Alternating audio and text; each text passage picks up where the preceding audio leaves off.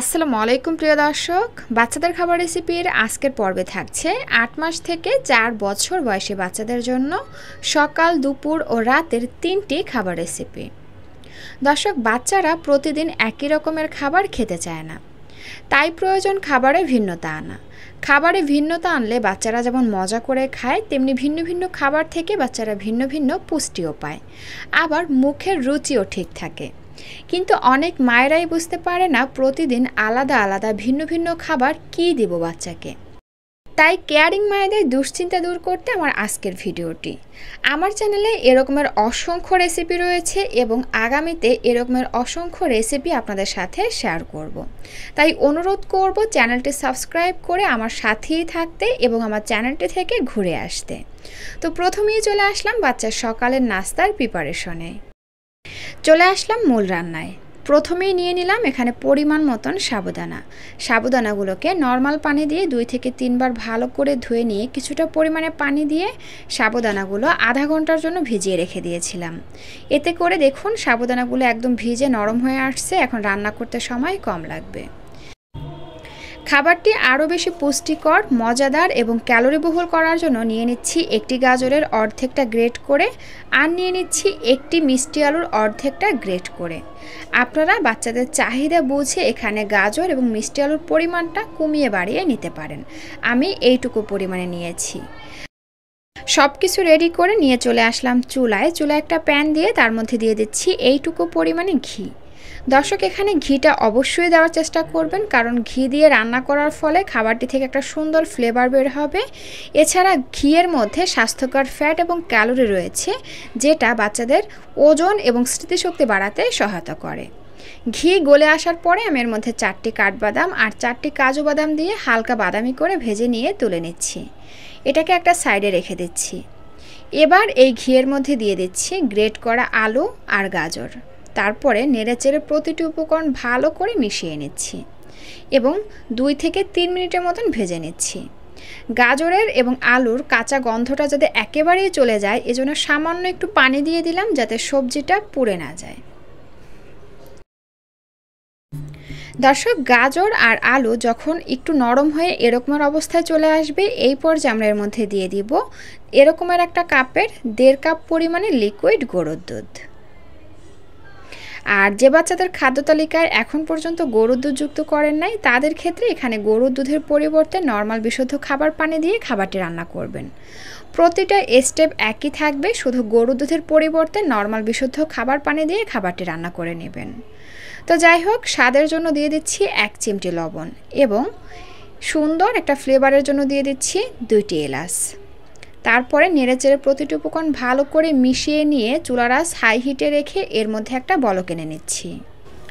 তো দেখুন দর্শক, খাবারের মধ্যে বলক চলে এসেছে। এই পর্যায়ে আমরা এর মধ্যে ভিজিয়ে রাখা সাবুদানাগুলো দিয়ে ভালো করে নেড়েচেড়ে মিশিয়ে নিচ্ছি। তারপরে চুলার আঁচ মিডিয়াম আঁচে রেখে ঘন ঘন নেড়েচেড়ে আমরা সাবুদানাগুলোকে রান্না করে নিচ্ছি। আর এই খাবারটি আরও বেশি পুষ্টিকর, ক্যালোরিবহুল এবং মজাদার করার জন্য আমরা এর মধ্যে আরও কিছু পুষ্টিকর উপকরণ অ্যাড করব। তো এটা রান্না হতে হতে আমরা সেগুলোও রেডি করে নিচ্ছি। নিয়ে নিচ্ছি এখানে 4টি খেজুর। খেজুরের মধ্যে থাকা বিচিটা ফেলে দিয়ে ছোট ছোট টুকরা করে কেটে নিচ্ছি। দর্শক, খেজুর খাবারটি যেমন ন্যাচারালভাবে মিষ্টি করবে, তেমনি পুষ্টিকরও করবে। তবে আমি মাঝে মধ্যে খেজুর দিয়ে রান্না করি, আবার মাঝে মধ্যে এখানে চিনিও ব্যবহার করি। আর নিয়ে নিলাম এখানে 8-10টার মতন কিশমিশ। তারপরে এর মধ্যে ভেজে রাখা বাদাম এবং খেজুর আর কিশমিশ দিয়ে একটু পানি দিয়ে এটাকে ব্লেন্ড করে একদম মিহি একটা পিউরি তৈরি করে নিচ্ছি। পুষ্টিবিদরা বলেন বাচ্চাদের খাবারে চিনি না দিয়ে ন্যাচারাল উপায় মিষ্টি করতে। এটা যেমন বাচ্চাদের জন্য অনেক ভালো, তেমনি অনেক বেনিফিশিয়াল। তো এই যে দেখুন দর্শক, এটাকে আমি এরকমের মিহি একটা পিউরি তৈরি করে নিয়েছি। চলে আসলাম আবারও চুলায়। তো দেখুন এখানে সাবুদানাটা কিন্তু সিদ্ধ হয়ে একদম ঘন হয়ে আসছে। এখন আমরা এই ব্লেন্ড করা পিউরিটা দিয়ে দিব। তারপরে নেড়ে চেড়ে প্রতিটি উপকরণ ভালো করে মিশিয়ে নিয়ে আরও 1 থেকে 2 মিনিটের মতন জাল করে রান্না করে নেব। অনেক সময় দেখা যায় বাচ্চারা বিভিন্ন ধরনের অসুস্থতায় পড়ে হঠাৎ করেই ওজন কমে যায়। এই সময় কিন্তু বাচ্চারা কিছু খেতেও চায় না। তাই এই সময় এমন ধরনের খাবার দিতে হবে যে একটি খাবার থেকে অনেকগুলো খাবারের পুষ্টি উপাদান বাচ্চারা একসাথে পেয়ে যায় এবং মুখে রুচিও বৃদ্ধি করে। যেমন পুডিং থেকে বাচ্চারা প্রোটিন পাবে, ফ্যাট পাবে এবং বিভিন্ন রকমের ভিটামিন মিনারেলস পেয়ে যাবে। আবার চাইলে কিন্তু একটু কাস্টার্ড তৈরি করে দিতে পারি, এখানে বিভিন্ন রকমের ফল থাকায় বাচ্চারা পুষ্টি পেয়ে যাবে ফলের। এছাড়া চাইলে কিন্তু দুধ, বাদাম, ঘি দিয়ে একটু সেমাই রান্না করেও দিতে পারি। এটা কিন্তু যথেষ্ট ক্যালোরিবহুল একটি খাবার, বাচ্চাদের দ্রুত ওজন বাড়াতে এবং মেধা বিকাশেও সহায়তা করে। আবার চাইলে কিন্তু আমরা বাচ্চাদেরকে দুধ, বাদাম, ঘি, ডিম দিয়ে সুজি রান্না করেও খাওয়াতে পারি। একটু স্যুপ তৈরি করে দিতে পারি, যেমন ডিম, মুরগির মাংস অথবা বিভিন্ন রকমের সবজি দিয়ে। এটাও কিন্তু বাচ্চাদের মুখে রুচি বাড়ায়, বাচ্চাদের শক্তির যোগান দেয়। ড্রাই ফ্রুটস খাওয়াতে পারেন, এটাও বাচ্চাদের দ্রুত ওজন বাড়াতে, স্মৃতিশক্তি বাড়াতে এবং বিভিন্ন রকমের পুষ্টির চাহিদা পূরণ করতে সাহায্য করে। 2-3 ধরনের বাদাম একসাথে মিক্সড করে গুঁড়া করে রেখে দিতে পারেন। যখন বাচ্চাদেরকে মিষ্টি জাতীয় খাবার খাওয়াবেন তখন একটু একটু যুক্ত করে তারপরে মিশিয়ে বাচ্চাকে খাওয়াতে পারেন, কারণ বাদামে কিন্তু প্রচুর পরিমাণে স্বাস্থ্যকর ফ্যাট এবং ক্যালোরি থাকে, যেটা বাচ্চাদের ওজন বাড়ানোর পাশাপাশি স্মৃতিশক্তি বাড়াতে সহায়তা করে। রেসিপিটি তৈরি করার জন্য লাগবে আমাদের পুষ্টিকর সবজি, আর তা হচ্ছে ব্রোকলি। বর্তমানে শীতকালীন সবজির মধ্যে ব্রোকলি বেশ পরিচিত। ফুলকপির মতো দেখতে এই সবুজ রঙের সবজিটি পুষ্টিতে ভরপুর আর খেতেও সুস্বাদু। তো এজন্য আমি এখানে নিয়েছি একটা ব্রোকলির 3 ভাগের 1 ভাগ। ব্রোকলিটাকে ভালো করে ধুয়ে তারপর এরকম ছোট ছোট করে কেটে নিয়েছি। 4 কোয়া রসুন আর একটি কাঁচামরিচ। বাচ্চা যদি ঝাল খেতে না পারে তাহলে মরিচটা স্কিপ করে যাবেন, আর খেতে পারলে পরিমাণে বাড়িয়ে দিতে পারেন। তো এরপরে হচ্ছে ঢাকনা দিয়ে ঢেকে চুলার আঁচ মিডিয়াম আঁচে রেখে ব্রোকলিটা খুব ভালো করে সিদ্ধ করে নিয়েছি। যখন খুব ভালো করে সিদ্ধ হয়ে আসবে এই পর্যায়ে আমরা পানি ঝরিয়ে ব্রোকলিগুলোকে তুলে নেব। দর্শক, এই যে পানিটা, এটা কিন্তু খুবই পুষ্টিকর। আপনারা চাইলে কিন্তু ঠান্ডা করে এমনিও খেয়ে নিতে পারেন অথবা সবজির মধ্যে দিয়েও কিন্তু রান্না করে খেতে পারেন। তো যাই হোক, সব কিছু যখন খুব ভালো করে ঠান্ডা হয়ে আসবে এই পর্যায়ে আমরা রসুন আর মরিচটা এবং ব্রোকলি হাতের সাহায্যে খুব ভালোভাবে চটকে নরম করে নিব।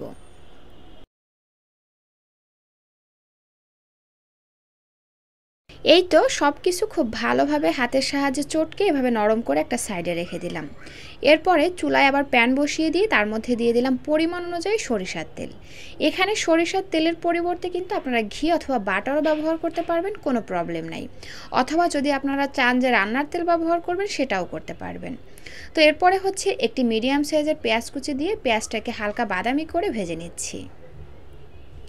যখন পেঁয়াজটা হালকা বাদামি এবং নরম হয়ে আসবে এই পর্যায়ে আমরা হাত দিয়ে ম্যাশ করা ব্রোকলিগুলো দিয়ে দিব।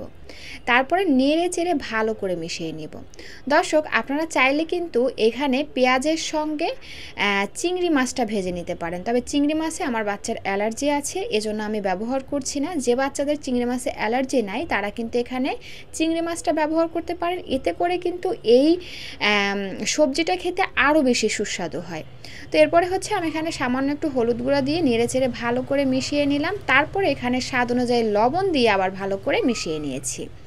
তো এরপরে চুলার আঁচ মিডিয়াম আঁচে রেখে এখন হচ্ছে নেড়ে চেড়ে ভালো করে কিছুক্ষণের জন্য ভেজে আমরা চুলা থেকে নামিয়ে নিব। তো যাই হোক, এরপরে হচ্ছে নেড়ে চেড়ে ভালো করে ভেজে নিয়ে আমি চুলা থেকে নামিয়ে নিচ্ছি। তবে নামানোর আগে একটু লবণটা চেক করে নেবেন যে ঠিক আছে কিনা। দর্শক, ডাক্তাররা বলেন সুস্থ থাকতে হলে বড়দের মতন বাচ্চাদেরও খেতে হবে প্রচুর পরিমাণে রঙিন শাকসবজি। কারণ রঙিন শাকসবজি কিন্তু আপনার বাচ্চার যেমন বিভিন্ন রকমের ভিটামিন মিনারেলসের চাহিদা পূরণ করবে, রোগ প্রতিরোধ ক্ষমতা বৃদ্ধি করবে, সেই সাথে নখ, দাঁত, চোখ, চুল, স্কিন ভালো রাখবে, বাচ্চাদের হজম ক্ষমতা বৃদ্ধি করবে, অর্থাৎ কোষ্ঠকাঠিন্য থাকলে সেটা দূর করবে। আরও বিভিন্ন রকমের স্বাস্থ্য উপকারিতা রয়েছে সবজির মধ্যে। তো অবশ্যই চেষ্টা করবেন বাচ্চাকে নিয়মিত সবজি খাওয়াতে। আর এইভাবে সবজি খাওয়ালে তো বাচ্চারা বুঝতেই পারবে না যে সবজি দিয়ে খাচ্ছে। তো এজন্য দেখুন আমি এখানে প্রথমেই 4টি খেজুর নিয়েছি। খেজুর চারটাকে খুব ভালো করে ধুয়ে খেজুরের মধ্যে থাকা বীজটা ফেলে দিয়ে কিছুটা পরিমাণ নর্মাল বিশুদ্ধ খাবার পানি দিয়ে খেজুরগুলোকে ভিজিয়ে রেখে দিব 10 থেকে 15 মিনিট। এতে করে খেজুরগুলো ভিজে নরম হয়ে আসবে। তারপরে হাত দিয়ে চটকে একটা পিউরি তৈরি করে নেব।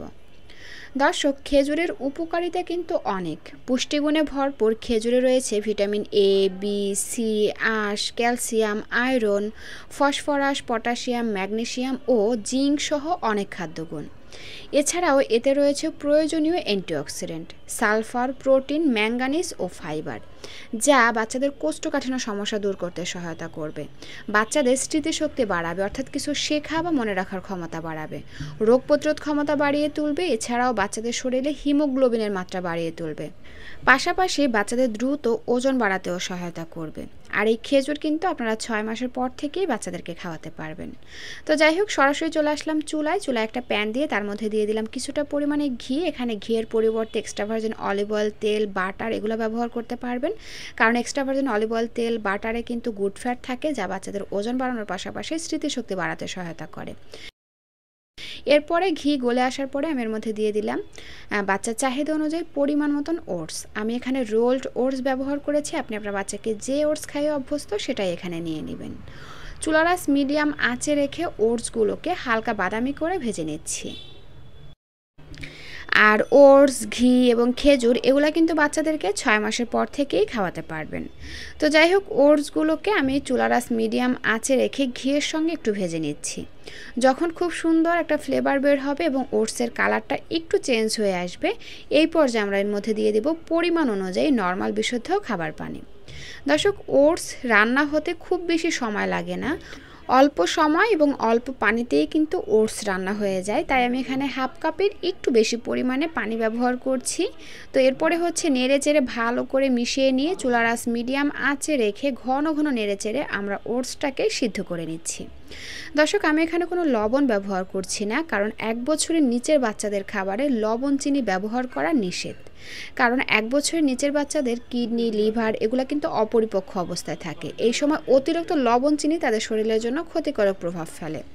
তো যাই হোক, ওটস যখন খুব ভালো করে সিদ্ধ হয়ে গলে আসবে, এই পর্যায়ে আমরা খেজুরের যে পিউরিটা তৈরি করেছিলাম সেটা দিয়ে দিব। তো যাই হোক, নেড়ে চেড়ে ভালো করে মিশিয়ে নিয়েছি। এখন হচ্ছে যে যেমন লিকুইড রেখে বাচ্চাকে খাওয়াতে চান সে সেভাবে চুলা থেকে নামিয়ে নেবেন।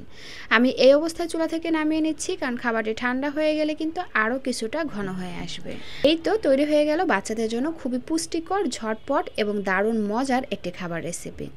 তো আশা করছি ভিডিওটি আপনাদের কাছে ভালো লেগেছে। যদি ভালো লাগে প্লিজ একটি লাইক দিবেন এবং যাওয়ার আগে সুন্দর একটা কমেন্ট করে যাবেন। এতক্ষণ সাথে থাকার জন্য অসংখ্য ধন্যবাদ জানিয়ে আজকের ভিডিওটি এখানেই শেষ করছি। আল্লাহ হাফেজ।